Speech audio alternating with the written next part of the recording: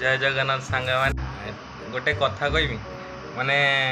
बंधु बांधव घर जीवार गोटे बेनिफिट कौन ना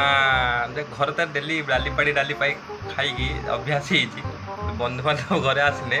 खाया पिया देखिकी माने पेट पूजे खाया कथा तो छाड़ू देखो मौसी घर को आसती आज मौसी डाक आंब पाई नहीं आम कहनी तू पखाड़ कर खाइबू पखाड़ तर आंब कि छेचा देने हाँ सर सी पखाड़ केतटा आइटम कर देख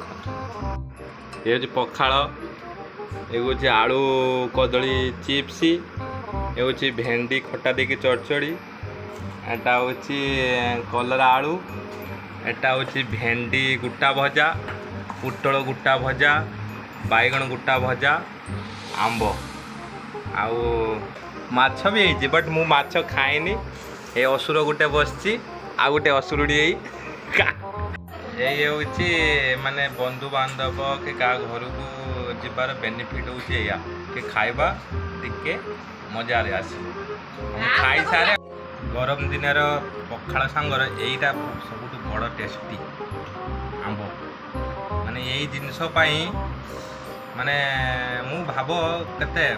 17 किलोमीटर पलैनी खाली आंब आउ कि ना।